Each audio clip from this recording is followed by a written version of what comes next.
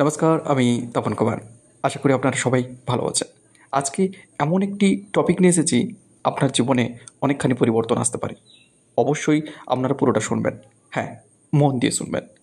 আসুন, আমরা সরাসরি সেই টপিকের উপরে আঘাত হানি।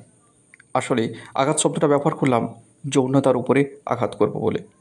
আজকে টপিক হচ্ছে বিবাহ মানে কি শুধু যৌনতা?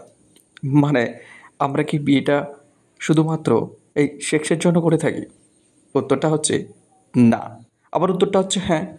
হ্যাঁটা তাদের জন্য যারা এখনও নিজেকে ডেভেলপ করতে পারেনি, কিংবা যাদের কাছে ভাবনার সকল রাস্তা বন্ধ হয়ে গেছে, যাদের কাছে সম্বল শুধুমাত্র তার শরীর, তাদের কাছে উত্তরটা হ্যাঁ।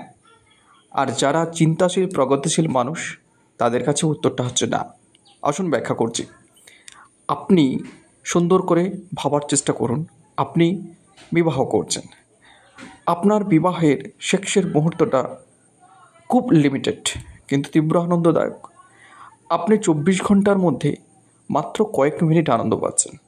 আপনি কি ওটাতেই সন্তুষ্ট? উত্তরটা হচ্ছে না। বাকি সব কিছু সময় আপনাকে কলুর বলদের মতো কাজ করতে হয় সবার ভরণ এবং পোষণের জন্য। তার মানে এখান থেকে পরিষ্কার হচ্ছে না, আপনি যে বিবাহ করছেন সেটা কেবল যৌনতা নয়। হ্যাঁ, বিবাহ যৌনতার একটা অংশ হতে পারে, কিন্তু পুরো বিবাহ জীবন পুরোপুরি যৌনতা নয়। কথাটা বোঝার চেষ্টা করুন। বিবাহটা তাহলে কি?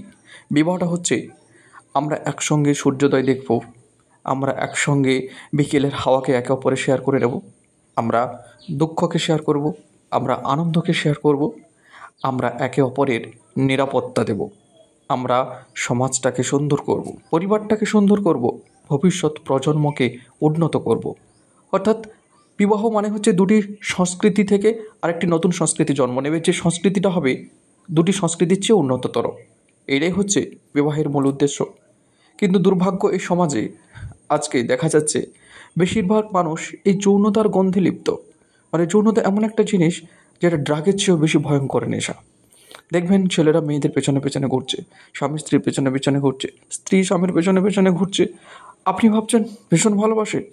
না না না, আপনি একটু ঠান্ডা মাথায় ভাবুন।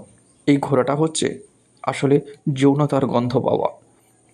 একে অপরের শারীরিক চাহিদার জন্য পেছন পেছন ঘুরছে। আর এটাকে আমরা স্ট্যাম্প লাগিয়ে বলি বিবাহের ভালোবাসা। স্বামী স্ত্রীর মধ্যে কী উত্তম মেলামেশা, কী আনন্দদায়ক চিন্তাভাবনা। সত্যি খুব সুন্দর। আসলে আপনি যেটা খালি চোখে সুন্দর দেখছেন, ওই সুন্দরটা কেবলমাত্র যৌনাঙ্গের উপর নির্ভরশীল। এটা প্রকৃত সুন্দর নয়। এটা সুন্দরের মাঝখানে বা ভেতরে লুকিয়ে থাকা একটা কুৎসিত চেহারা। সেটা দেখার জন্য আপনাকে ভালো করে ভাবতে হবে। তাই বিবাহ মানে সবসময়ের জন্য একটা হোক উৎকৃষ্টতর জীবন, যেখানে কোনো নিম্নতর চিন্তা ভাবনা যেন না আসে, তবেই বিবাহ সার্থক হবে। আশা করি বোঝাতে পারলাম। যদি ভালো লাগে চ্যানেলটাকে লাইক, সাবস্ক্রাইব এবং শেয়ার করে দেবেন। আসবো আবার ভিডিও নিয়ে। সবাই ভালো থাকবেন।